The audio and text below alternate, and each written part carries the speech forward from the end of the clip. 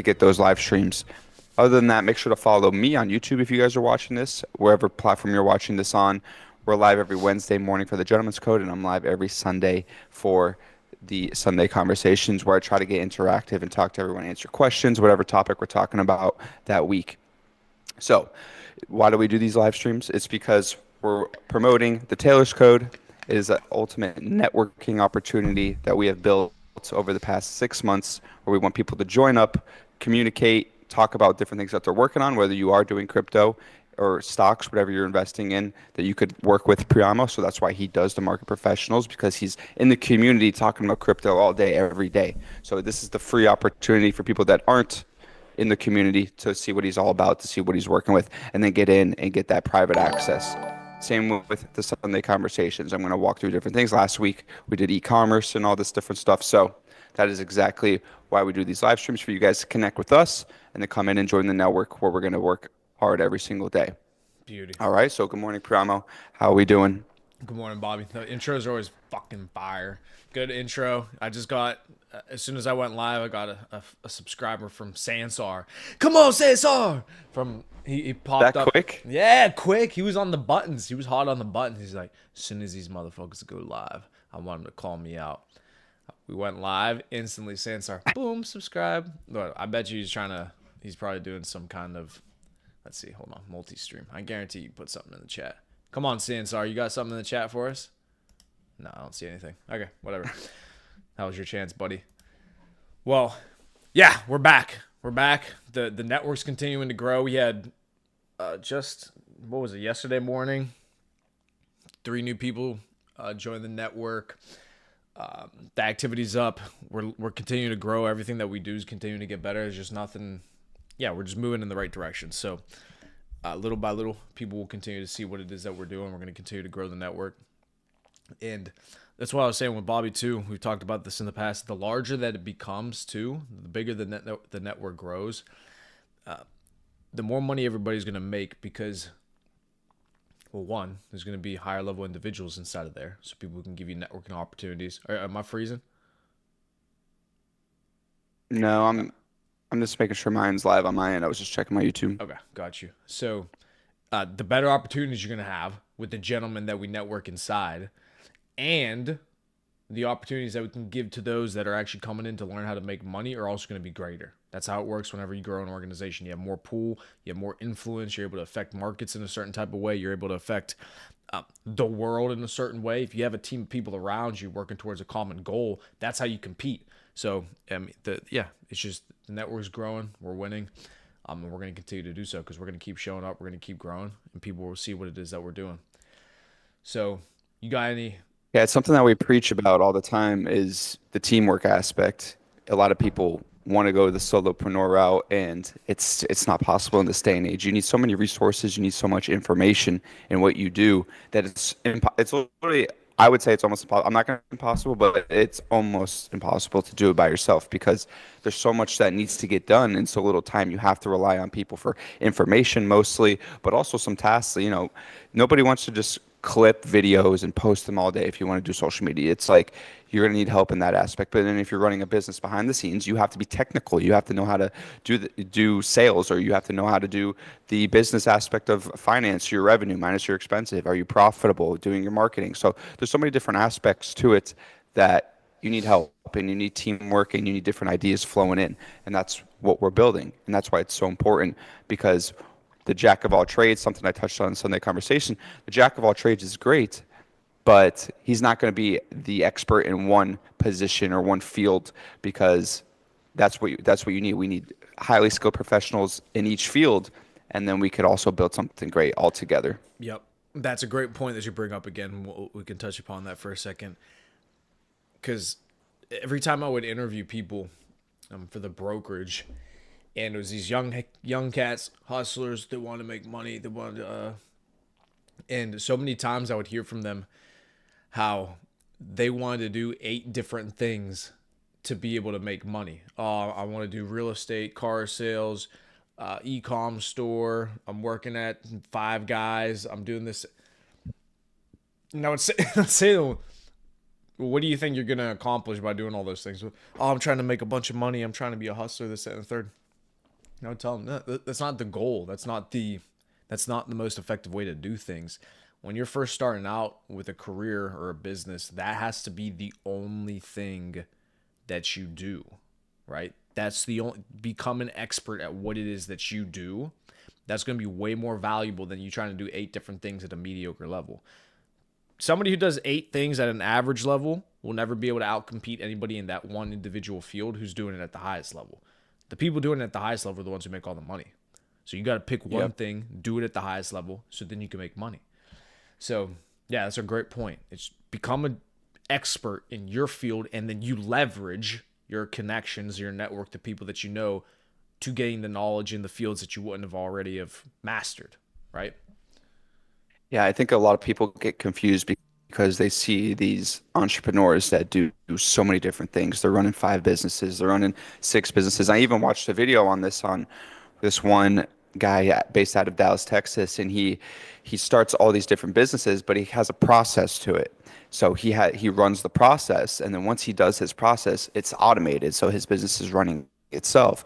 So whether he's the middleman in a service business. So one of his big ones that he recently started was he started a tree cutting business, and he's like, I don't know how to cut trees. So what he was doing is he was just providing the landing pages and the contact information on a website, and then generating leads for it, whether through social media, affiliate marketing, and people were landing on his page and booking consultations where he would quote them, but then he was also on the back end working with like actual tree cutting companies. So he would send them to the job. So then he had a process that he's like, okay, now it's automated. I get the jobs. The tree cutting business goes.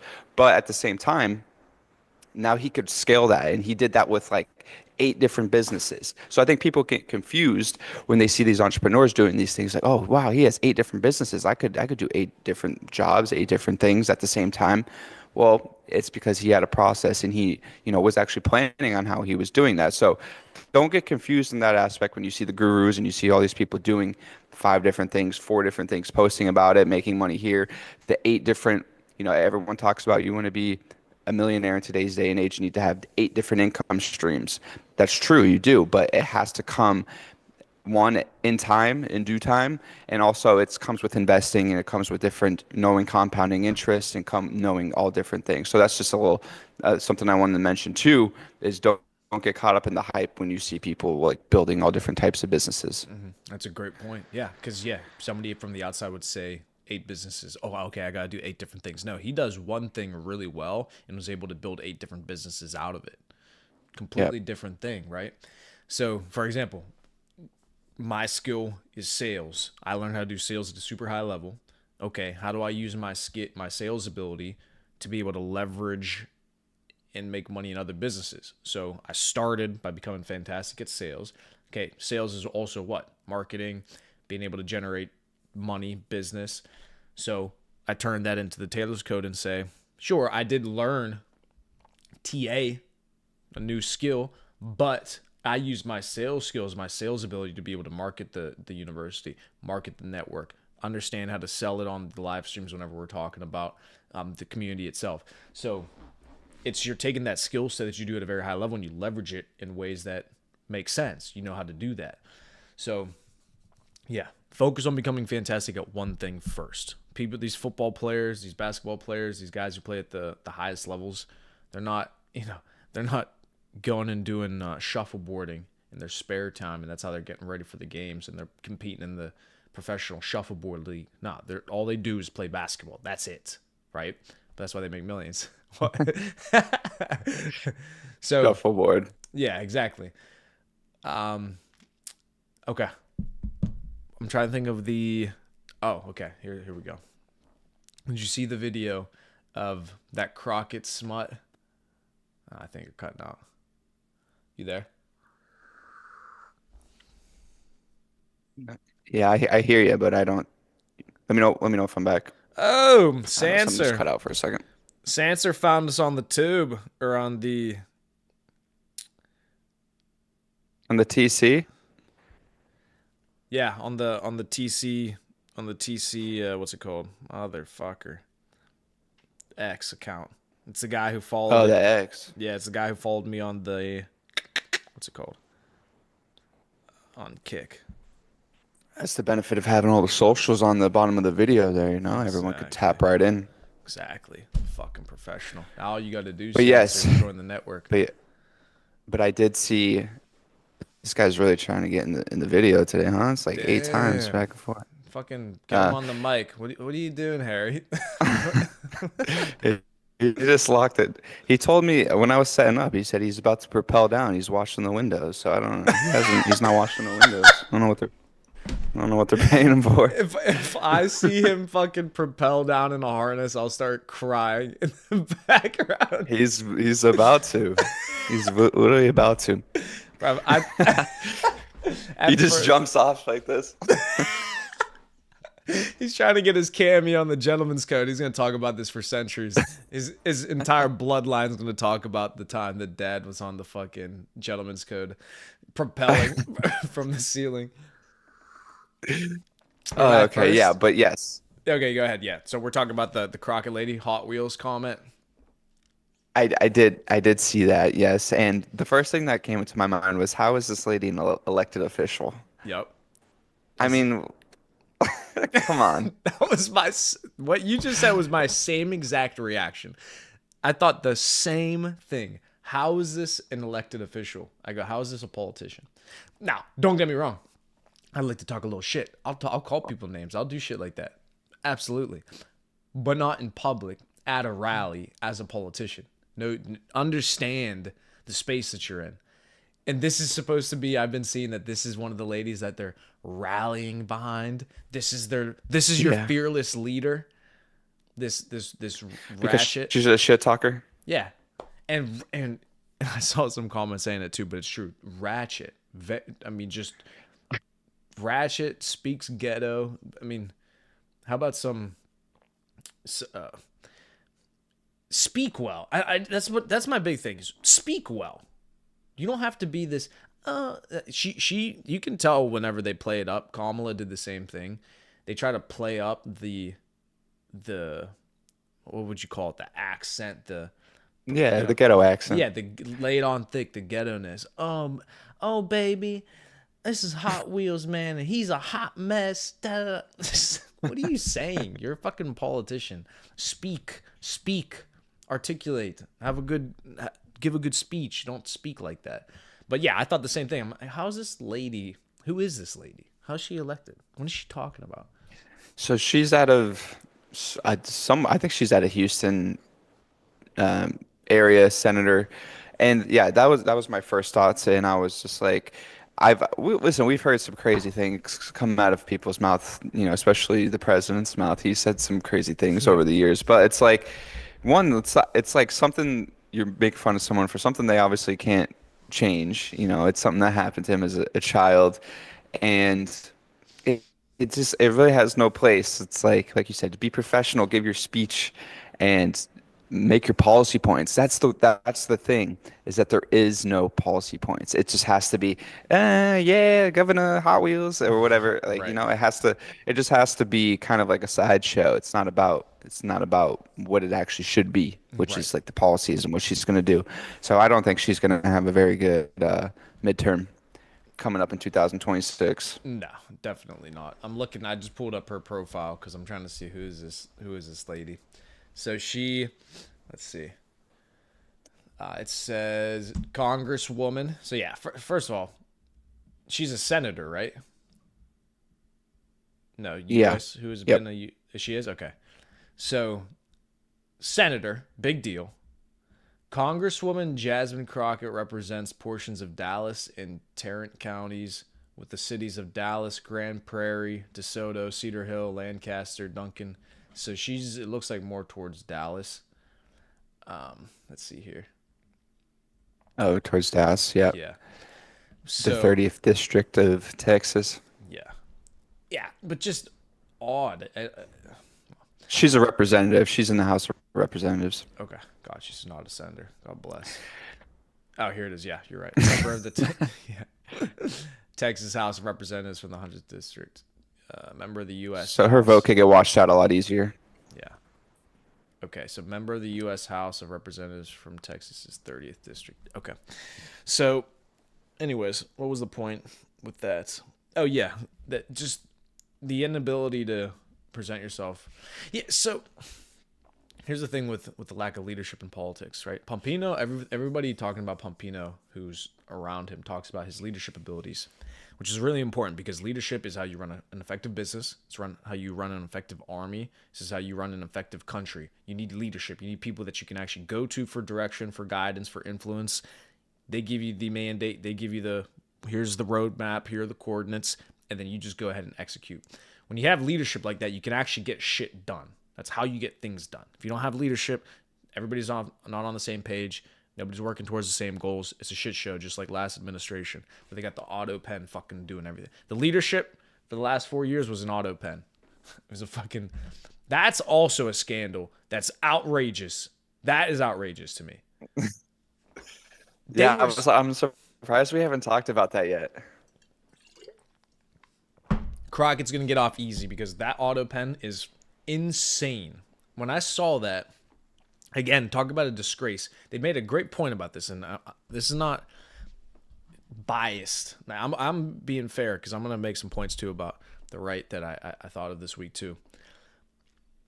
To do an auto pen for this level of documents that you're signing, pardons for criminals, you know, documents that are literally sending missiles to blow up people, war. I mean, an auto pen signing documents that affect 350 million people across the United States plus millions across the globe, signed by an auto pen.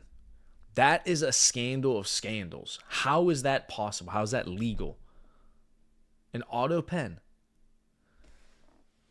It can mean two different things. It can mean one, it was obviously not him signing it and doing those things, which I think is the correct answer. So it was somebody else who was like, okay, we have to get this out. What's this? Drag and drop it in, boom, boom, get it out. All right, it's official, it's done. Or two, it was carelessness, and he actually did kind of know. I think it could be the first one, but also the second one where people tell him like, okay, this is what we're gonna do, da da da da da. But then the fine print, it was maybe a little bit different. So it was them trying to, finesse their way around what they actually told him, and then be like, okay, let's put it in an official document, but change it a little bit. And then he's like, okay, he signs off on it, whatever. So it's one of those two, which could be the only options. The only other option would be he's using the computer and actually doing it, but I don't think that's what it was. There's Yeah. no shot in hell that's what it was. So yeah, it's a huge scandal that I'm sure they're going to bring up and they're going to look into. Yeah.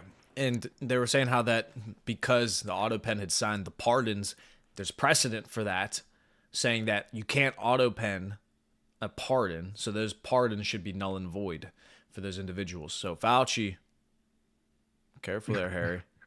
Careful, Harry. That's the one everyone wants. That's the one everybody wants. Dr. Fauci. Careful there, Harry. And Dr. Fauci, another point, right? You don't have to accept pardons.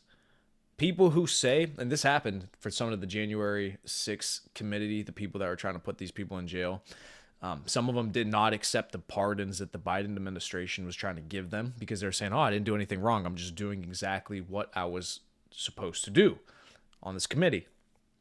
Great, respectable. You didn't do anything wrong. You don't believe you should be in trouble for anything. Don't take the pardon. Fauci says, I didn't do anything wrong. I didn't do anything. Accepts the pardon. Well, hold on a second. Why did you accept the pardon then? I thought you didn't do anything wrong. I thought you weren't. So why'd you accept it? So, yeah, basically what happened at the end of the last administration is they're in there in the Oval Office or wherever they're at, hiding, auto penning all these pardons for all these people in Bombino, fucking Biden Bumden. He's freaking on the beach like a corpse as they're fucking signing away pardons. So this should not be allowed. This should not absolutely not be allowed because people are greasy. What do you think they're going to do? You think everybody's just going to operate out of good faith and the president who's mentally incapacitated, not capable of understanding what it is that he's signed, you don't think that they're going to take advantage of the fact that they can just auto pen any document and it's valid? people are greasy, especially whenever you're playing a high stakes game like running the United States, the leader of the free world. You don't think people are going to take advantage of that? You don't think there's some type of incentive for people to be, you know, not not doing things by the book? That's such a bad thing to allow to happen. That's not good. And the reason why they lied for so long, saying, "Oh no, he's good, he's fine," every single day, when obviously people could see it in the media and in the news. That's why they were doing it, so they could keep doing that. But oh, he's completely fine. He's signing all these documents, da da da da. But in reality, he wasn't. He was incompetent, and they were going through and auto penning everything and just flying out the door documents. So what are you supposed to do in that situation if you it's like, what is Biden supposed to do? He doesn't know what's going on. They're sending out documents in his behalf. Complete, and like you said, it's like no one's going to act in 100% good faith. So right then, some of those were slimy. Some of them, yeah, well, you could take the Fauci part, and maybe it was, maybe they had a little backdoor stuff they were talking about. Give them the pardon. But no one's going to act in 100% good faith. So right there, you already know some of them have to be bad and some whatever they did. I mean, it goes to show, look at, with Doge, all this incredible spending, things that were approved that went here, USAID, the Department of Defense is a black hole budget. Who Mm-hmm. knows where some of that money went. So it was a front for that was the operation. The operation was get Biden in. He's the showman. Seriously, Right. he's just, you go in front of the cameras, you're the president, and then backdoor, we're signing all the documents, we're signing all this, we're doing this, we're sending money here, we're going to start a war here. And it was a complete mess, a complete shit show for 4 years. We had to deal with that. And I'm so glad it's over. And if if the Democrats keep going at the rate that they're going, they're not going to win an election for decades. Because the main thing is they just don't have policy. They have nothing to run on other than we hate Trump. Well, guess what? Trump's going to be gone in 3 years, and you're not going to have that stick anymore. Then what's the stick now? Elon Musk is, a Nazi, or what is it? Like, what's the stick? Because Mm-hmm. Elon's not going to run for president. Who are you going to attack? Is it going to be JD Vance? Is it going to be Marco Rubio? So those guys need to be extra careful in what they do over the next 3.5 years to not. It's like they pretty much have let's say a 64 nothing lead in the second quarter of a football game right now. Decimating. Like they're killing them in the start of the second quarter, and all they need to do is hold that lead, and they'll win the next election and maybe the next three after that. Mm-hmm. No, you're right, and it's true because there's no. You look at the left, and you can't objectively say that there's anybody impressive over there or anyone who's providing leadership, anybody who's providing interesting, well thought out, logical ideas. Like you said, their whole game is talk about how shit the other side is.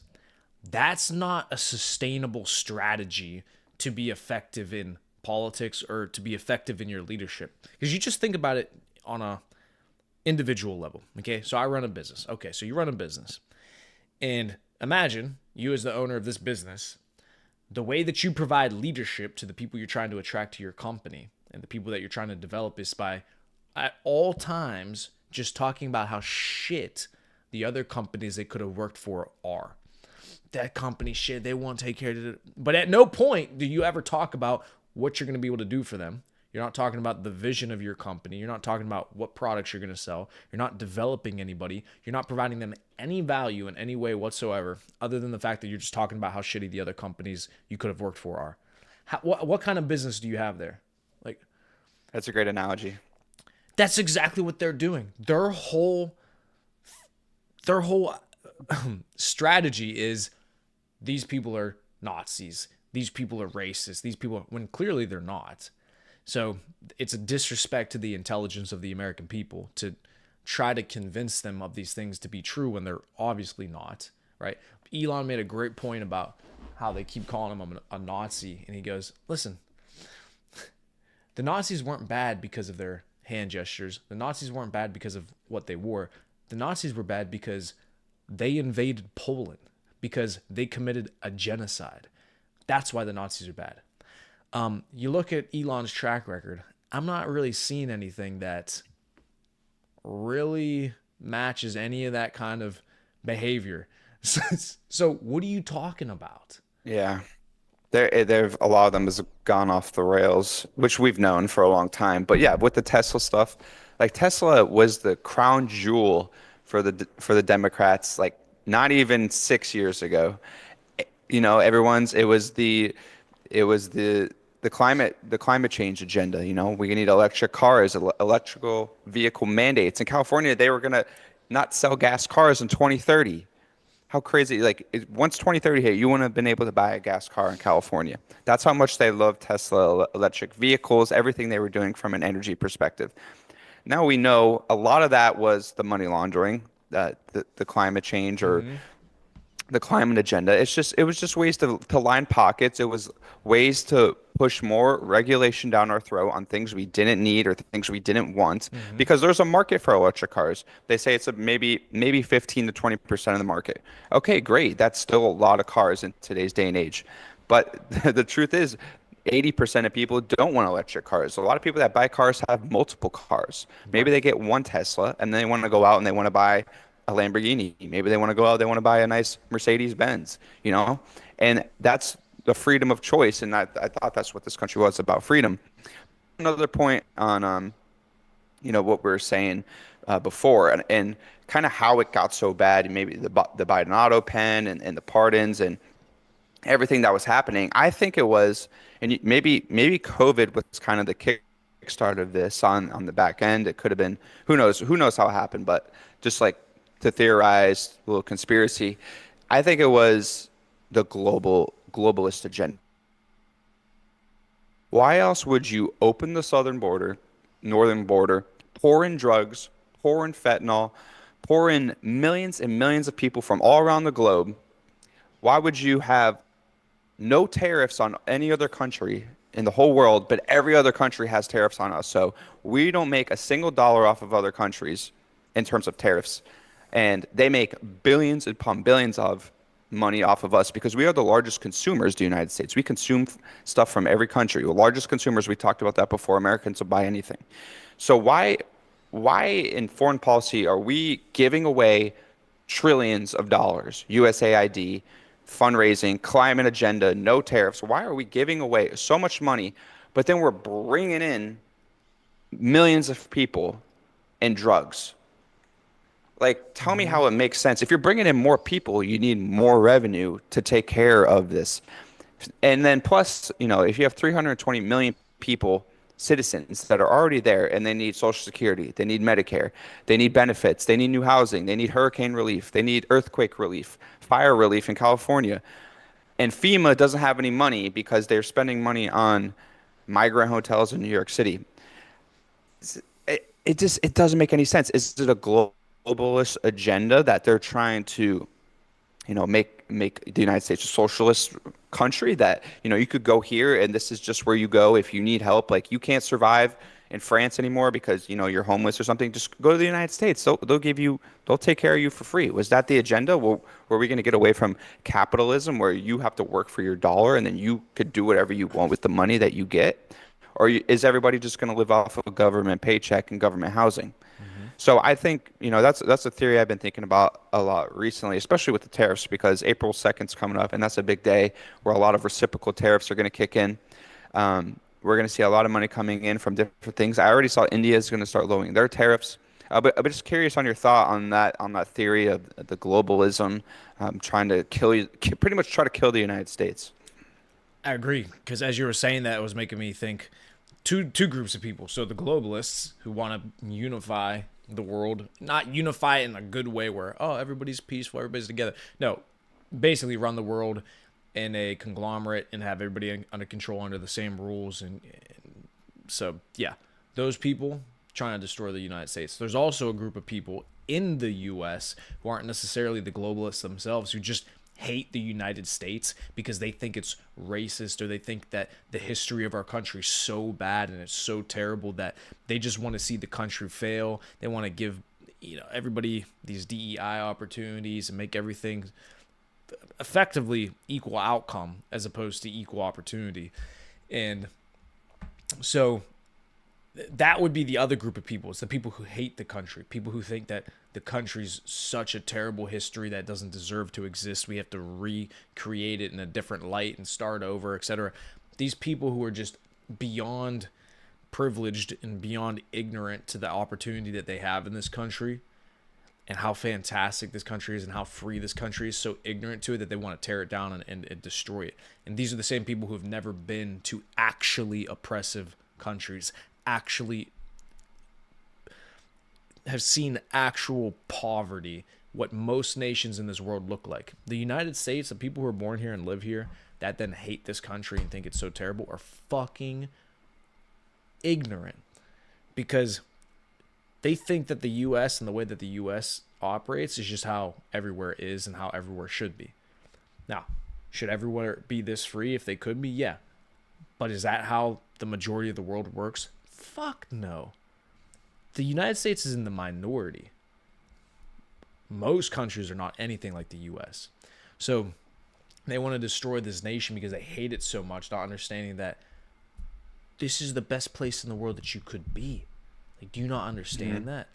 And so that's the other group of people that are trying to destroy it. They think that the US is just so terrible because it was so bigoted and racist how they set up this country, when it's there's nothing better for them to do. So that's the road that they go down. They create these problems that don't exist, as opposed to focusing on what's the actual benefit of moving our society forward, as opposed to trying to tear it down and go backwards and fix the wrongs of the past. Which, were there wrongs in the past? Yeah, everybody makes mistakes, but it doesn't mean you destroy all the progress in the country that you built from it.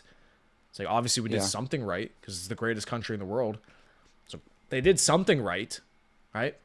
Yeah, the racism one is crazy because if you actually know history and you study, like slaves were around for thousands of years before the United States was even created, right? We had Korean slaves. Korea had like millions upon millions of slaves when they were fighting the Mongols in China, and European, the North Atlantic slave trade, European countries trading with African countries before, probably in the late 1500s, 1600s, and then it wasn't until the United States was founded in 1776, slaves probably started coming around in the early 1700s. But the country was founded in 1776, and slavery was abolished in 1865 when Abraham Lincoln signed the Emancipation Proclamation at the end of the Civil War, declaring that they won the Civil War, slavery was outlawed. So that's like 90 years. The country, think about the thousands and thousands of years that slavery was around, and people were trafficked all around the world, and it took the United States 90 years as a country to realize, hey, this is bad. We can't, based on our Constitution and based on all men being equal, we can't have this in our, in our society. Mm-hmm. So it took our founding fathers 90 years. Abraham Lincoln officially did it. That's why he's one of the goats. That's how he's remembered, as opposed to how he died. But he, changed the course of the world, because think about where the world would be if that never existed. Europe had slaves until the late 1800s after us, and they still have problems with the African countries. So I'm just saying, laying the all out there that this is not the most racist country in the world. It's probably the least, because look at the diversity of all the people from all around the world that come here. So it's insane to me that we're still on this topic. After years and years of years, you think after you have a black president, things would change, but no. I think it actually made it worse in some ways, because that was still a talking point for him to get elected and then thereafterwards. Mm-hmm. So Yeah. yeah, I agree with you 100% that this is the best place to live for that kind of stuff, for that kind of culture. Anybody who still plays the race card or thinks that that's a prime issue they're lying to themselves. They're lying to other people. It's not a thing. Okay. Crockett. Yeah, Crockett. It's not a thing, Crockett. Nobody thinks like that anymore, especially the new generation, the young generation. Nobody thinks that way. Okay, 100 years ago, yes, we had to get through things. We had to fix things. We had to reintegrate society with blacks and whites, etc. Sure, it's not a thing anymore. Stop talking about it. Stop playing it. It's not. It doesn't exist. People aren't racist in this country. It's the most diverse country in the world with the most immigrants, legal immigrants, now the most illegal, which is unfortunate. But that's what's so fantastic about the country. And to try to play this narrative that, oh, the US is so bad because we had slaves. Like you said, slavery existed for all of human time. I'm reading the Bible right now every night before bed. In the Bible, in these stories in the Old Testament, what do they talk about? They're slaves, they're servants. They had slaves too. So it's just something that existed throughout all of human time. Is it right? Of course not. Nobody's defending it, but you don't destroy the progress. You don't destroy the nation, all the fantastic things that have come of this nation just because of one mistake in the past. Does not make sense. You don't do that. People make mistakes. And it's not like we started that mistake. The mistake was already there, and then it just came into it was inherited. That was an inherited mistake And you know what they from yeah, from the North Atlantic slave trade. and I was gonna say, the other thing that they hate to talk about? Who were the people selling the slaves? Who was rounding them up and selling them? It's the African kings. It was the Africans. They were selling their own people. It wasn't like the Europeans and the Americans went over to Africa themselves, got off these boats and said, all right, gentlemen, let's go run out into the African continent and start rounding these people up. No, the Africans would sell them. They would do it, and they would have They them had their own ready. slaves. Yeah, they Hmm. had they enslaved their own people, and then they would just sell more to the Europeans. But then they don't say that to you. No, no, no. It's the white man's fault. The white man's racist. The white man's in charge. It's all about bad, bad, bad, bad white people. Fugaz, you're lying to yourself. It's not white people. They just showed up on the shore, and the Africans were selling them the fucking slaves themselves. They have the slaves. So, you want to talk about racist?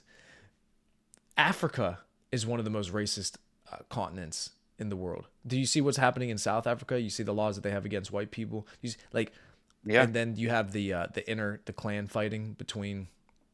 I mean, you have the Houthis and the what was the other name? It was one that we learned about. I remember growing up in school. Whenever they had the two groups, one was tall and skinny, the other ones were short and something, and there's a complete genocide against each other within this African country. I forget the names of the groups, but I mean, just my point is, it exists there too. It's not a white man's problem. It's not a white man's thing, and so they want to put everything on the white man. The white man. It's the worst thing you can be in the United States. These people want to attack. Oh, if you're a white and a male, nobody can be racist towards you.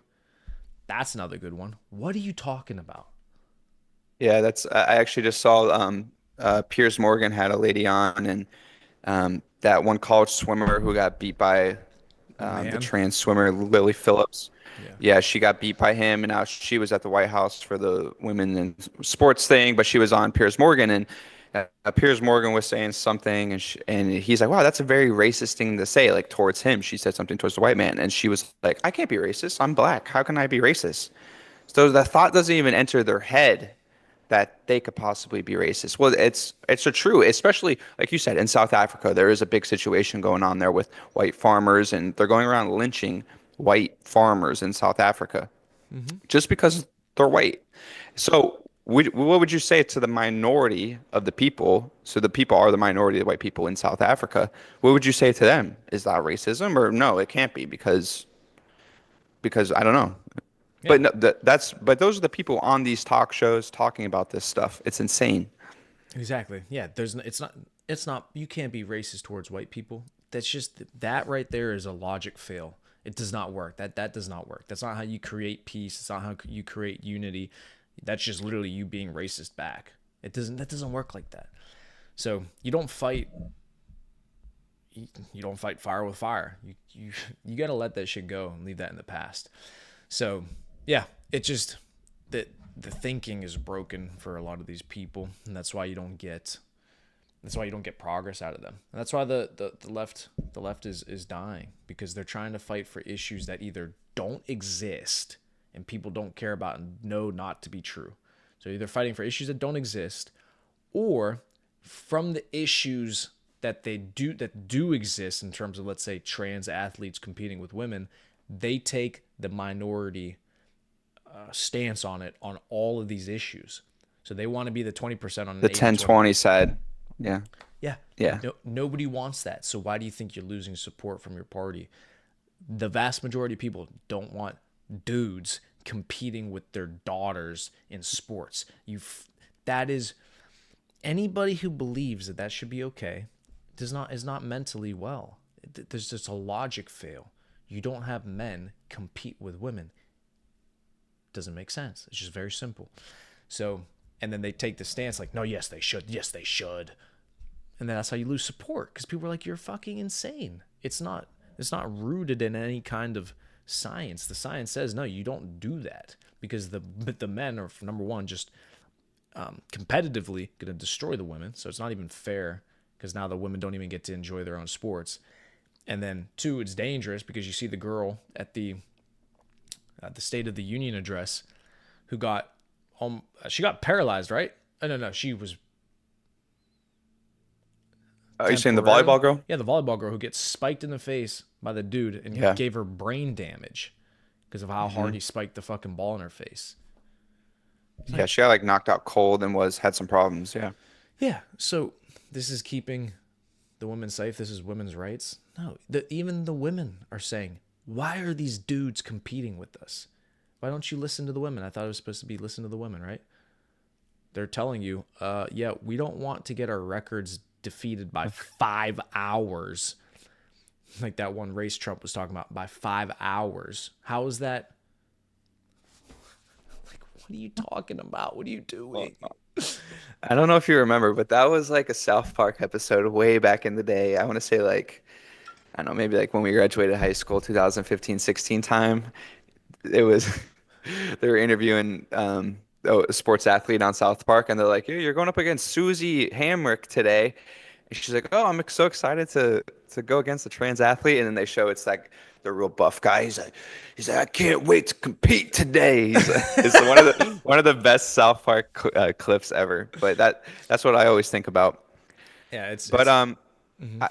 just one more point just to round up this point, and then I had one more other I wanted to talk about. I think a lot of it kind of can get put on the back burner now with Trump putting in that the DEI stuff in the government, and a lot of private companies are doing it as well.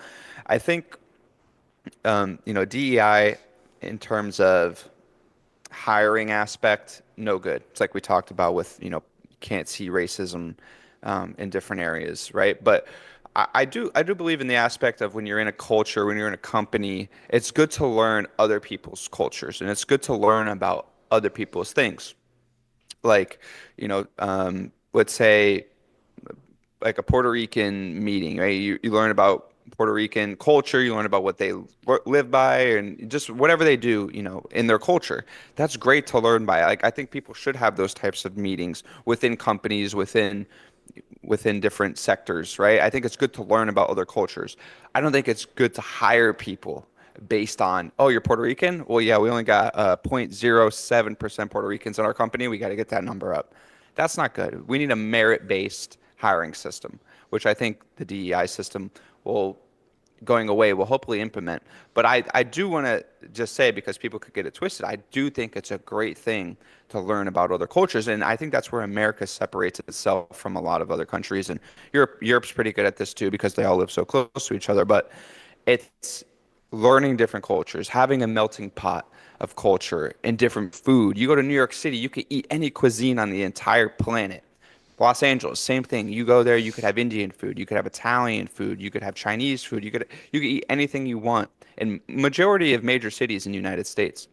So that is what DI should be. That is, culture, melting pot, learning different people, conversating, using techniques in cooking. That is what it should be. But that's what we got away from Mhm. in the recent years of just like strictly looking at it from a numbers perspective. Okay, 1% of our workers are Indian American, right? You gotta balance it out.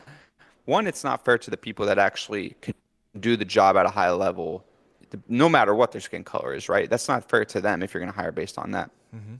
And number two, you have to incentivize people which would be with pay and benefits, right? That's how an economy works. To want to work, if you know you can't get a job based on the color of your skin, you won't do anything, right? That's just what we talked about, segregation ending in 1865 at the end of the Civil War. That's what we were ending. So why would you try to bring that stuff back? Great point. That's what I'm saying. It shouldn't even be a question. It shouldn't be even something that they ask, even on a job application, because if you don't want to be racist, then you don't pay attention to it. They think that they're being Hmm. not racist because they're prioritizing a different race. That's still racist. DEI is racist. Why? Because it's based upon race. If you want to not be racist, then what do? You don't talk about or you don't include race. It's binary. But they think because it's racist against the white man, it's not racist. That's the lie that they've told themselves. If it's racist against white people, it's not racist. No. That's not how it works. It's still racist. You're still doing it based upon race. If you choose somebody because of their race in an effort for equality, by proxy, that means you're also not choosing somebody based off of their race. That's racist. It doesn't matter if you're giving it to them because of their race. You're inherently being racist to the other group who you don't give that benefit to, that non-minority group. And this is why white people, you hear some people making this point like Tate, and he's right. He's like, white people are going to go extinct. They're going to let themselves go extinct because not having enough kids, and they're letting other people just start to walk all over them. It's like, no, you're being racist towards white people by doing that. Hmm. Nobody should get precedent over their race. So, and the other thing that does is to the people who did get their positions based off of merit, to the women who did get their positions based off of merit, to the minorities who did get their positions based off of merit. Now you put them in a situation where now other people are going to look at them and say, well, was that just a DEI hire? Are they actually competent? Are they actually capable? Now you have to question it because you don't know if it was a DEI hire or not. So now you also put those people in a bad situation. Maybe they genuinely were the best for the job. They just happened to be a woman or happened to be black or Mexican or whatever. You take away their their success. So DEI is insane. Should not be. Should never have been a thing. Whatever happened to just hiring somebody because, oh, this guy's a fucking savage hired? That's what it should be. Doctors, lawyers, surgeons, airplane pilots, all should be merit. If you have DEI Hmm. and anything like that, where it especially has to do with people's lives, you are out of your mind. Should never, not, especially not when people's lives are in danger or lives are in your hands. There should be no such thing as DEI anywhere in those places because you're dealing with people's lives. And that's why I'm really excited to see what they do with the Department of Education because one, it was just so bloated, so big. I do think there should be a federal Department of Education, but of course, way shrunken down. Not as many, not as much power per se, not a big of a budget. There should be, an overarching to make sure the whole country as a whole has a curriculum that we're following, and make sure that we have standards as a country of what we're doing. That's what they should be doing. They shouldn't be giving out all these grants and all this government, but um, I'm really excited because it's going to come, it's going to start to become a competition between states, like which kids are the smartest in which state. And you're going to start to see kids that grow up in Pennsylvania. Pennsylvania is pretty good academically. I think we're, you know, uh, higher mid growing up statistically, but you're going to start to see states that are good at education start to get more kids for high school, start to go get more kids for college because their education's better. And now they're going to start to be able to implement their own plan. So maybe states you didn't think about that have good education, like Iowa, like Wisconsin, a lot of Midwest states have very good education. You're going to start to see those kind of states attract new students because they're going to be able to get a better education there. And what does that mean? The better education you get, if you go to college, you're not, you don't just stop after high school, those higher paying jobs. Not saying you have to go to college in this day and age, but just an example. Maybe you get a better job. Maybe you go get an engineering job as opposed to getting a job somewhere else, a mechanic shop, because you could be a mechanic, carpenter, that kind of stuff out of high school. So I'm just excited for that reason because, like you said, it's going to implement the merit base. So you're going to know which students did better growing up, and they're going to be more qualified for those entry level jobs. Hmm. And it's gonna feed into the workforce that okay, we implemented this Department of Education. Each state is very competitive in how they run their state education. Now we're seeing that kids in high school in Iowa are most likely to go to Ivy League schools, or New York City kids are most likely to go to Ivy League schools. And you're going to start to see the trickle down effects of what a good Department of Education can actually do. So that was just a point I wanted to make, Yeah, it's to good to put close that that. in the states' hands because the states are going to know best for their individual population for something like education, what they need and what direction they need to go in. So make it competitive, make them have to compete, make them have to bring people back to their state. You see what happened with California as soon as they become non-competitive, as soon as they become incompetent, what happens to their population? People are fleeing the state like never before for years now, years. That should tell you something, Gavin Newsom. That should tell you something, leadership of California. If your state is hemorrhaging people to go find opportunity, to go get away from the high taxes, to go get away from the incompetent leadership, that should tell you, maybe we should change our approach. Maybe we should do something a little bit differently. Maybe we should improve our system. Maybe we should take care of our people better as opposed to the illegal immigrants coming across the border and making sure that they're in a sanctuary city or they have all their benefits paid for free by the government, even though our own citizens don't get those same benefits. Maybe you should change your approach because you're hemorrhaging people. It's data. Look at the numbers, right? Again, everything goes back to business. When you look at things in a business setting, all the there's no room for what's a good word for it? There's no fluff. There's no bullshit. When you're looking at things from strictly a numbers perspective, does this make money or not make money? Whether you're left, right, you know, gay, tranny, fucking, straight, doesn't matter. When it comes to business and making money, the numbers are the numbers, and people can all agree on that. That's how you Hmm. got to look at a state too. People don't treat politics the same way. They want to give these arbitrary ideas and these ideologies precedent over what actually works and what actually makes sense. And this is why their states or their political parties start to fail because it's not based in what actually makes sense. If you want to grow a business, you do what's best for the people in your company. You do what makes money. You pay attention to what makes money, and that's just what you do. That's how you drive the business. But California, they're not doing what makes sense from a financial standpoint. They're not doing what makes sense for their people. They're just doing whatever they believe their ideology says, and we're gonna do that. And Gavin Newsom, he's not even the guy coming up with his own ideas. You see him on his podcast now. So he did one with Charlie Kirk where Charlie Kirk cooked him up, and then he did a couple others where you can see that he's not coming up with any of these ideas himself. He's not critically thinking through these things. What are the consequences? What are the bad, the good, the pros, the cons? How can I lead my family? How can I lead my state? Everything is, oh, what does my party feed me? What's the ideology for our party? Okay, that's what I believe, guys. And he made that point about Latinx. Oh, I'd never use Latinx. What was Latinx? And then CNN gives the compilation of him using Latinx all the time. So these people don't even come up with their own ideas. It's just, oh, what's the agenda? What's the ideology now? Okay, all right, that's what I believe. No thought And that's why the process. party's and that's why the party's dying because it's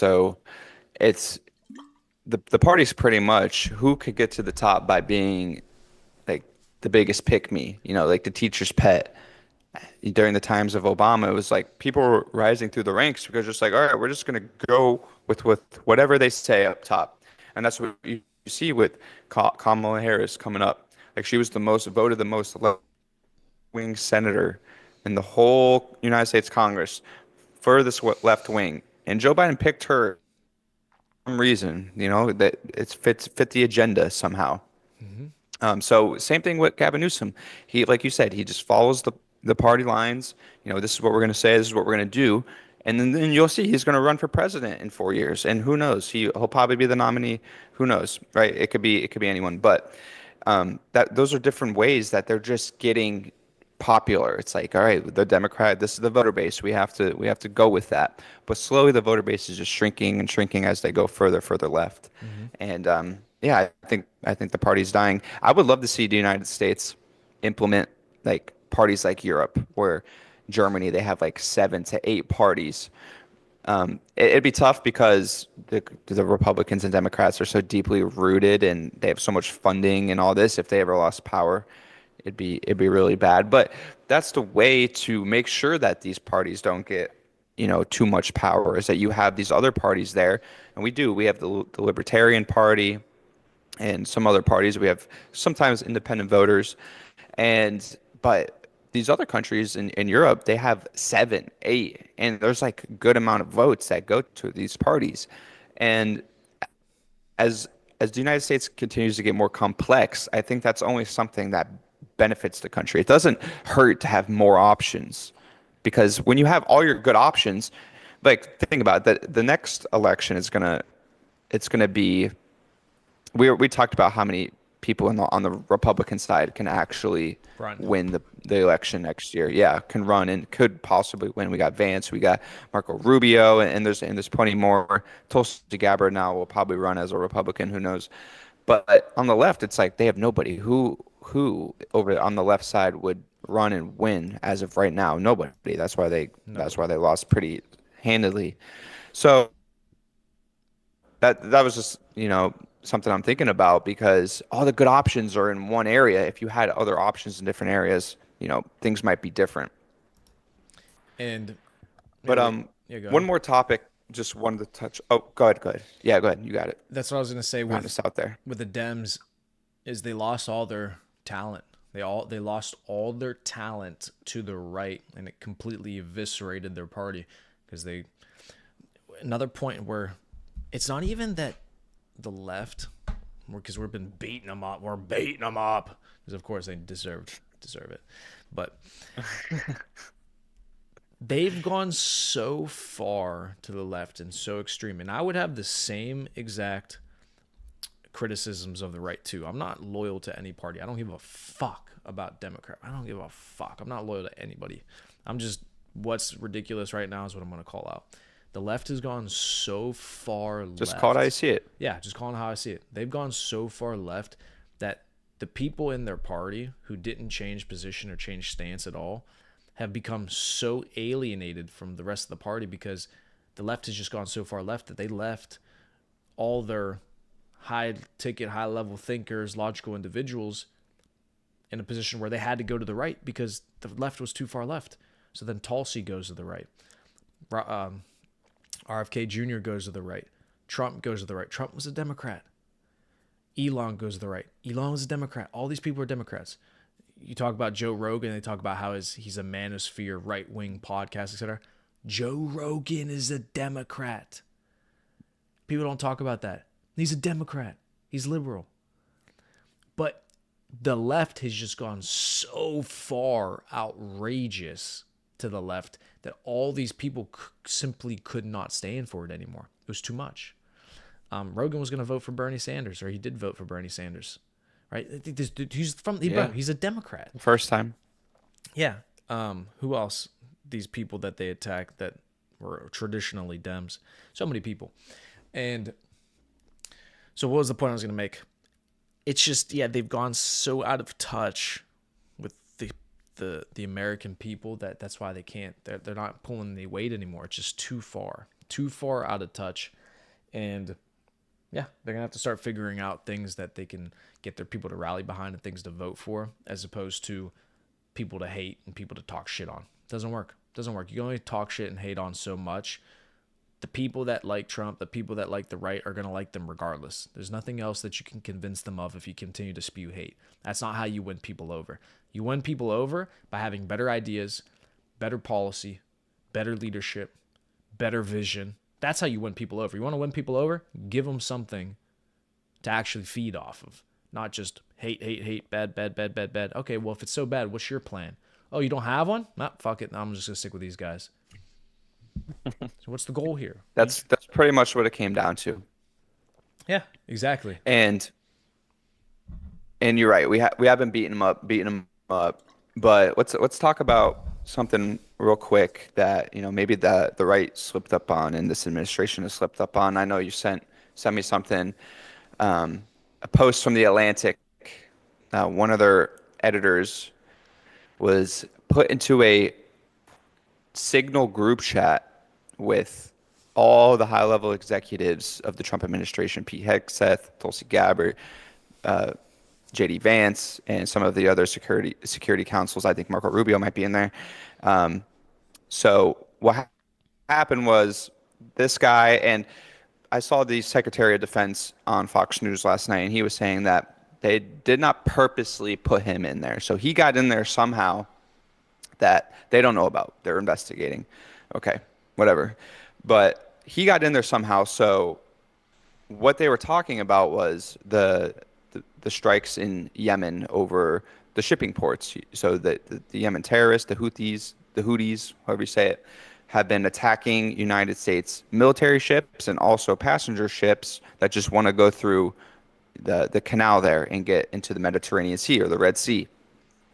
So they were talking about the process of what that entails. So say, and some of that we could, I don't have the text in front of me, but he post the messages, which was pretty much saying like JD Vance was like, listen, I hate to bail out Europe again because they should be doing this, not us, but we have to do what we have to do. We can't let them to continue to do this. And then the Pete Hegseth stepped in and said, yeah, I agree. We hate to bail out Europe again, but we have to do this. This is something that the president's green on it. Like, let's go. So this this guy was in there reading these messages and was there. He's not he probably wasn't supposed to be in there. So what's your thought on that? He comes out afterwards, writes his article about it behind a paywall, of course. Did you know that he put his article behind a paywall? And so I just have one quick point before we hand it over to you. I think there's either a leak in the high-level Trump cabinet that would purposely put a journalist in there, to why else would a journalist be in this group chat with the high-level Trump executives unless they were trying to like talk about announcements or planning coming up? Like, so one, I think there could be a leak, or two, this guy's actually a really good journalist and finessed his way into the group chat under via a different name, an alias, or had somebody, or just converse somebody to put him into the group chat. So that's a good point. Let me actually pull it up because I had the messages that I sent you on it. So hold on. Because it explains in there a little bit. Oh, yeah. Oh, Logan sent it. That's what it was. Okay. So let's see here. Hold on. Because it says in here how he got added. Okay, here it is. So the Trump administration accidentally texted me its war plans by Jeffrey Blumberg. I had very strong doubts that this text group was real because I could not believe that the national security leadership of the United States would communicate on Oh, it Signal. does. Yeah, would communicate on Signal about imminent war plans. I also could not believe that the national security advisor to the president would be so reckless as to include the editor in chief of The Atlantic in such discussions with senior U.S. officials up to and including the vice president. So it was the national security advisor to the president would be so reckless to include. So whoever the national security advisor is. Yeah. So that's who I saw that was on Fox News last night. That's Mike Waltz. And he was saying that he took responsibility. He said, yes, it's my fault that he was in the group chat. But what he said when he was on Fox News last night was that he was under the impression that it was somebody else. So he had his number for this guy, but it wasn't actually him. So he said he had the name to the contact mixed up, which is where I got the idea that, okay, so this guy either conversed his way into the group chat trying to like be a different number, or this guy, maybe Mike Waltz, is playing a slime game or something. Like, how else does that happen? Do you let a journalist for The Atlantic who wrote the Russiagate hoax, who wrote all these crazy articles about President Trump the past 10 years? Right. How do you let that guy? I can see if you let a journalist in from CNN, you let a journalist in from MSNBC, any mainstream but like this is a known left-wing, pretty much smear campaign magazine. Right. Yeah, so that's a good question. And is it a big mistake by the right, by this administration? Yeah, big mistake for sure. And they're trying to say, oh, no new classified information, this, that, and the third, etc. Okay, fine. It's not about what did they actually get out of being in that text conversation. Okay, maybe it wasn't any classified information. The issue is the lack of security, the fact that it could happen. Okay, so that's where I'll give pushback to the right because they're trying to make it seem like it wasn't that big of a deal. At least a lot of the people coming out trying to make sure that oh yeah, it was a mistake, but it wasn't that bad, etc. No, it's bad because if it's possible, well, what if they do get into a group chat where you're talking about nuclear, maybe you're talking about classified things that are happening in Russia, Ukraine, classified things that are happening in Israel and Palestine. Like that is a big problem. That should never be able to happen. You just accidentally have a dude in a signal group chat, you're just texting about this shit. I agree. That's not good. So big mistake. How did it happen? Good question. Yeah. The other thing that I'll mention just semi related to that is this campaign was built on no wars, stopping wars, peace, right? Great. So we want to stop Russia, we want to stop Ukraine, and we want to stop funding to Ukraine. Now we also have the conflict in Israel, in the Middle East. It seems like, at least what I'm gathering, we're way more willing to have the Israelis continue to fight and continue to do what they're doing. Yeah, we want peace. Yeah, we're trying to broker the deal. But I don't see the same level of urgency to end that conflict and have that shit be done than I do with Ukraine and Russia. And I see Pompeo is a lot more cozied up with the Israelis than he is with, obviously, the Ukrainians. So my question is, well, if we're here for no war, if we're here for peace, then why are we still... Like, what's going on here with the Middle East? This should be ended too. This should be stop the war, get it done. It needs to be done, over with. I don't get that same impression with that Israeli war. The sense I'm getting from the administration is they're pro-Israel, which I don't understand why. That's my question. That's my real question. Why are we so pro-Israel? I still don't understand that. Why? I mean, I'm not just asking in general. Yeah. Because why? Yeah. That's the thing. Like, why? Why are we pro-Israel? What is that? Because I don't know. So I'll give you my interpretation of what I think it is. I think it definitely roots for originally after World War II when they started Israel. Israel's a fairly new country, and after World War II, the history books, whatever you believe or don't believe, talk about the Holocaust and having a safe place for Judaism and going there, and that's how kind of Israel was founded after the war. And whether you agree with it or not, that's what happened. They displaced the Palestinians to create the state of Israel, and ever since then, the United States claimed them as an ally. Okay, but what happened the 70 years after the war was AIPAC, the Israel lobbying, the American Israel Pact of, yeah, I believe American Israel Pact for American, I forget what the last letter is, but that's how they fundraise for American Congress and just they lobby. So I think so much money because there's a lot of Jewish Americans and a lot of people that work in Europe and that are Jewish and have a alliance to Israel because it's the Jewish state. And I believe that so much money comes from those people and comes from the country of Israel that they pay off politicians. And even Trump's, one of his biggest donors was AIPAC, and he received tremendous amounts of money from them. And you're not going to turn your back, and it's the same thing with the Democrats. They do it different ways, and they receive money from AIPAC too, different people, but they do. They all do. And that's what it comes down to is they receive money. I'm lagging here. I hear you though, because you're right, and that's a great point, because that is what it We comes good? down to. Yeah, I can hear you. Can you hear me? Yeah. Okay, I'm back. But yeah, that's what I think it really stems from. But I think there's a lot of also string pulling on the back end to protect them. And we've seen this over the years. They have an Iron Dome missile, and we've given them plenty of things. And there's even now stuff coming out with the JFK files. I don't know if you've dove into that deep end that Israel wanted to create a nuclear program back in the 50s, and JFK told them, no, I don't want you to have a nuclear program. You guys are too young of a country, too unstable, especially there in the Middle East. And they said, oh, okay, we won't. But reality, they were building a nuclear program and they had scientists.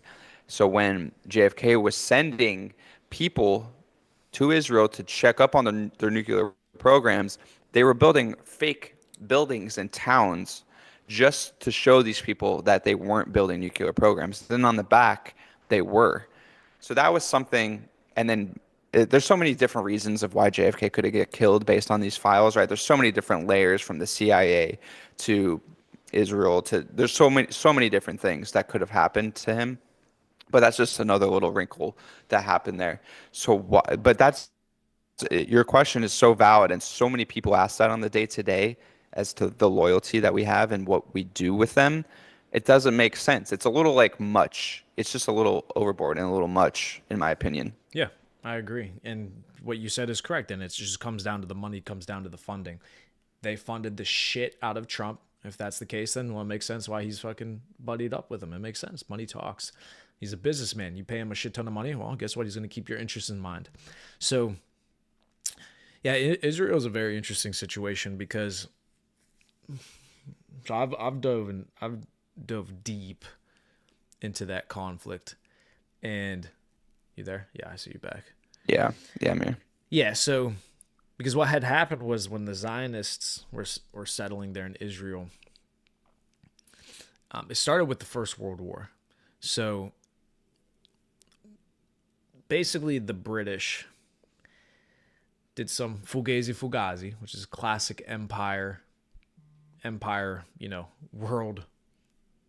What's it called? Foreign policy at the time would be basically promise a bunch of different things to a bunch of different nations and just have them fight for that, and then at the end up fucking people over. So the idea with the UK was they were promising that land to the Zionists and the Jews, and the Zionists being the ones that group who were going to go colonize Israel. But they were also promising it to, I forget the name of the group, but it was a Middle Eastern country where they had warriors fighting in that front over there in Eastern Europe and in the Middle East, fighting for the UK, the British Empire during World War One. And so they kept promising this piece of land to the Zionists and to that group fighting for them and saying, oh, yeah, we'll give it to you. We'll give it to you. It's going to be yours. This is what you guys are fighting for. We're going to make sure you guys get taken care of, etc. And the war comes. Who do they give it to? Not the Middle Easterners. They give it to the Zionists. Why? Well, because the Jews had a lot of influence in the UK and in Parliament and in that world at the time. That's where the Rothschilds are. The Rothschilds were funding a lot of that as well. The building of the Israeli state. And so they ended up giving it to the Zionists. World War II comes. That whole situation happens. Great. Now they create the actual state of Israel, make it official. That's going to be there, right? That's how they got the land. Now, of course, before that, all the Palestinians, the Palestinians were there. So the point I was going to make with this is, so it's such a new state, and what they're trying to do there is so aggressive that it's going to be hard to find peace because they don't want to share it in any way, that land, right? That's the big issue is they don't want any inclusion, sharing, being able to live together in peace. They want to keep it separate. And that was the big thing that scared the Arabs, the Palestinians, whenever the Zionists first came over, is that the Zionists were making it sound like that they were going to integrate, they were going to work with the people, they were going to be a part of the community, we want to share the land. But it was clear very early on that's not what their goal was. They kept separate. They were building their own things, building their own facilities, trying to push out the Palestinians, get their political power, buy up land, and keep themselves separate so that they could create this own state for themselves. And then, of course, for the Palestinians who've been there for hundreds and hundreds of years, they're thinking, well, you guys are kicking us out of our own land. But then, of course, the Jews are saying, well, the land was promised to us through the Old Testament by God in the covenant. So Yeah. it's such a difficult situation to have to deal with. But in my opinion, I just don't. It shouldn't be something that the U.S. is funding and caring about from a standpoint that, oh, we just got to make sure that we get the Palestinians out here and we completely redevelop the land. No, it just should be stop the war. You guys figure it out. Make sure that there's no nuclear presence out there. But we're not funding this. We're not protecting you, etc. It just, I don't see how it's our war to be fought, how it's our world to be involved in. That's the only thing for me. It's just, I don't Yeah. get it. Yeah.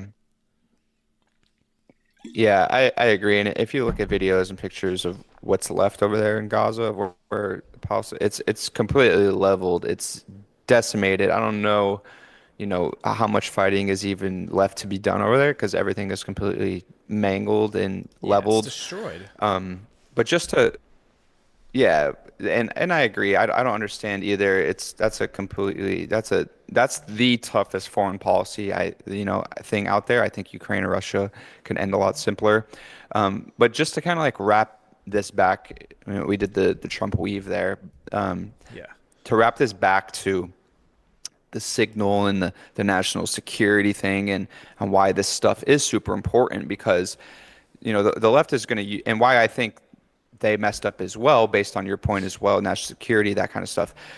They messed up in another way is they gave the left a talking point, right? They gave the left a talking point like, oh, look at this, like look at what they're doing, this is their war. They're trying to start new wars. They're trying to, do this, and it's national security risk, blah blah blah, whatever you want to say.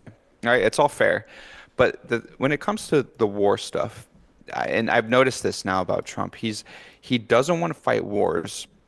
What he does is very specific military operations to go in and eliminate people and cut the head off of it before it ever gets to a war. So what he did was he took out all the strategic headquarters, head people in for the Yemens there. And so it's done. It's like it's done and it's over with. So that's the strategy he takes in this is that he cuts the head off and he goes for it and it's done. It's over with. It doesn't have to be a drawn out long process. So I think some of the things of what they talk about is not true in that aspect of other things. But that's all I had related to that. Just wanted to kind of wrap that out. But any thoughts on that? Kind of the actual specific, the specifics of just cutting the head off and doing it Yeah. that way as opposed to a long drawn out process This is how you know. This is how with you know. boots on the ground. This is how you know Trump understands leadership because that's another leadership saying that the fish rots from the head. Okay. So whenever a leader is in place of an organization and his organization's falling apart or his organization's not running as it should be or he's not growing the same way that he should have been growing, you say, well, the fish rots from the head. So it's you. It's your fault. You're the leader, right? Because everything rises and falls on leadership. So it's intelligent for Trump to do that because he understands, well, if you cut the head off, if you take away the leadership, if you take away the vision, the people that's holding this organization together, the organization is going to eventually dissolve, scatter, because there's no longer that one head keeping everybody united towards one goal, one vision. That's how important leadership is. You cut the head off, you kill the fucking snake. So that's the best way to do it, 100%, because it's the least amount of casualties with the biggest effect on the organization. You can take out the head, you take out the organization. The fish rots from the head. So, yeah, because as soon as the vision's gone, as soon as the leadership's gone, it's hard to get people to come together against a common goal, common vision. If you get a powership or if you get a leadership struggle in an organization as well, now there's going to be infighting, different groups that want to have this leader or this person in place. People are going to be struggling for that. Whenever you have a leader in place and you guys already know that this is the guy, none of that exists. So when you have that power vacuum, something has to fill it, and then there's going to be the struggle. So yeah, it's an effective way to destroy an organization. You take away the leader, the organization scatters. That's how it works. So yeah, I like it. It's effective. And it's also why the U.S. military is so strong. It's because we have power on the waters. right? No other country has as much power on the waters as we do. So we could minimize our human death by being out on the water. If someone shoots a missile at it, a boat, and it misses, it hits the water. It's not going to hit you know, Delaware, right? So if people were coming on shore trying to hit United States people and they're aiming for civilians on land, you're going to get a lot more casualties. But when you're out in the waters fighting, you're actually killing people that are trying to fight these wars. And um, I actually just bought a book. It's called War's a Racket. It's on its way. War's a Racket by General, what's his name? Let me see this real quick. General Smedley D. Butler. I believe he Smidley was D. Smedley D. He was a general in the First World War, and he wrote a book about why war is a racket and who makes money when wars start, and kind of why wars start. So I'm interested to read it. It's a quick read from what I read. It's only like 40 some pages, but he wrote it while he was retired after the war, and it kind of goes to like why wars start. Ultimately, we talked about Israel and Palestine and actually like why is this war happening? Well, a lot of it has to do with money. Today, it's definitely more complex than it was 100 years ago when Smedley D. Butler was writing his book. So, interested to read that. I'll report back on that for you. Nice. But it came up because somebody told me about it that it was a quick read. So I thought I'd get it and see what he has to say. Smedley D. Butler. I bet Spindley's got some good insight. But it makes sense. Everything since human time, the beginning of human time, has been resources. That's why you go to war. You go to war for resources. Well, what's the major resource now? It's money. It's fiat. It's currency. So that's why people go to war. That's not the secret. The secret is who's the one making the money? Who's starting the wars? And how do you prevent that? How do you prevent the wars from happening? Because any war is bad.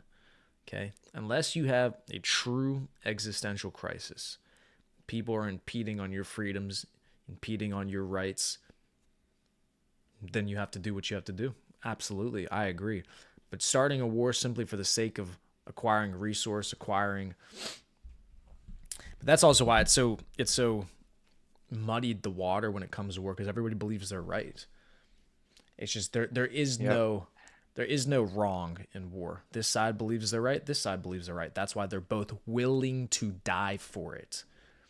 That's what's interesting about war. For two sides to literally be willing to die for something, that means that they believe with all their heart, all their soul, that they're correct because they're willing to die for it. So in order to have a war, you have to have two parties that think that way.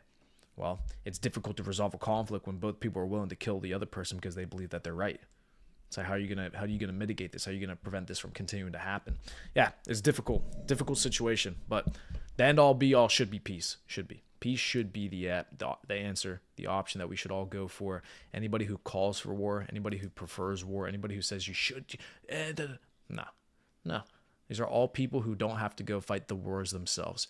There would be a completely different attitude if the people in America who were so hungry for this war in Israel, so hungry for this war in Ukraine, so hungry for these things, that they themselves were getting drafted like the Ukrainian men and getting put out into the front line to go face these unmanned drones that are going to come out of the sky and blow up and kill you. If that was you, all of a sudden you're not so for Ukraine, are you? I hate the college students on these campuses that are, oh, I'm stand with Ukraine. You look at them and you see what they look like. These people would shit themselves if you saw them on the side of the street and you said, all right, let's fight. Just fist to fist. They'd shit themselves. Pussies, cowards. But then they want to call for these young men who are actual heroes on the battlefield, brave, going to die for a cause that doesn't even have anything to do with them. They want to call for that. Who the fuck are you? Who are you? Anybody who supports a war and calls for a war, should they themselves have to suit up and go fight it? Otherwise, you don't get to have an opinion on it if it comes down to continuing that war. So all these people talking about Ukraine, they got to continue to fight. You go fight. You go. Go ahead. Go fight. No. There's got to be them that die. Shut the fuck up, you fucking cowards. It's always the cowards that want War. people to fight. War, war is terrible. I think a lot of the problems would be solved if the United States had better relations with Russia and China because it's the three largest militaries on the planet. You obviously don't want the three largest militaries on the planet having conflict or beef with each other. If we're in good relations with Russia and we're good in good relations with China, that's stability for North America, Europe, Asia, majority of the population of this planet. And we have outliers, like we said, Israel, the Middle East, kind of there's conflicts that arise there. But you have the three largest military powers in the world on good terms, allies. Like nobody is going to act up in that sense because they know, okay, well, the United States, Russia, and China are all friendly now. If we start acting up and we start doing bad things, they're just going to come here and obliterate us. So we can't do that.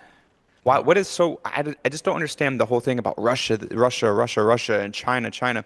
Listen, China is our biggest threat from an economic standpoint, which will ultimately feeds into the military, right? That's how the military makes money is through the economy and, taxes of people.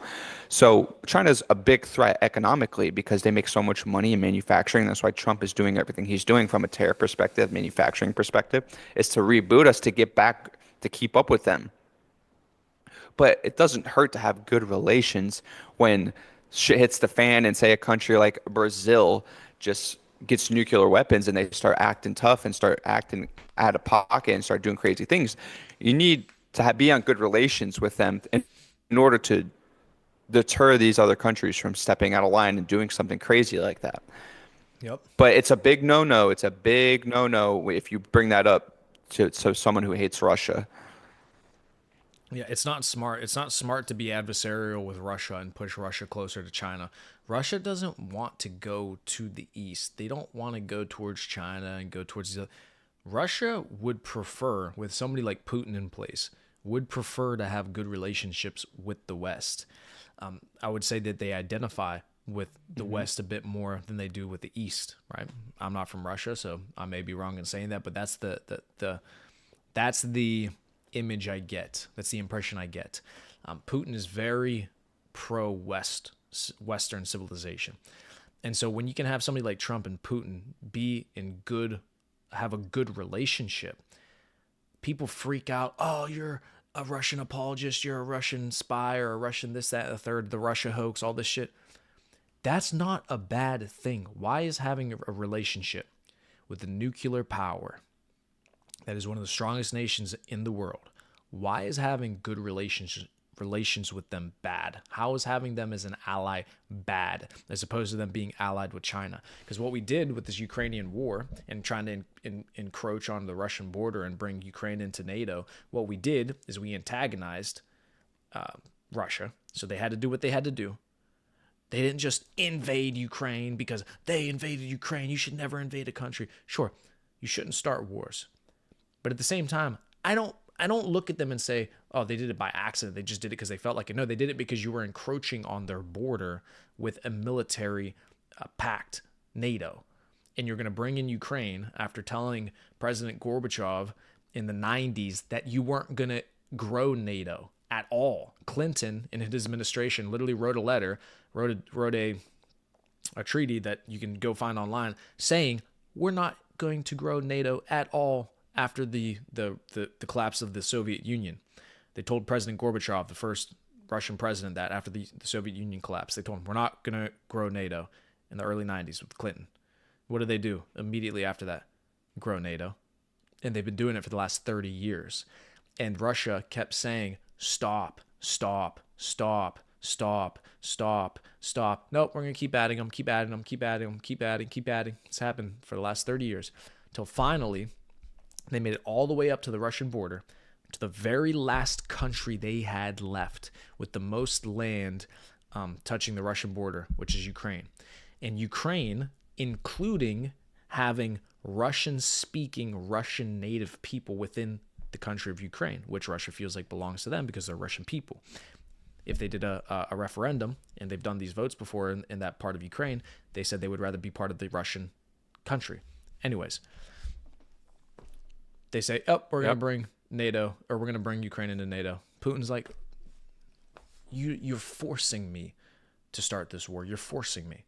So Why are we antagonizing them? Why are we putting these massive sanctions on them so that they have to do trade with China and become closer with China and get off of the US dollar as the world reserve currency, ultimately impacting us and our ability to keep ourselves the world reserve currency? We're shooting ourselves in the foot here.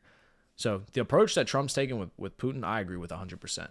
Be friendly with that nation, collaborate with them, not compete. You're going to get more through collaboration than competing with a nation like that. You collaborate there. Take them away from China. Pull them away from China. Don't push them towards China. Not good.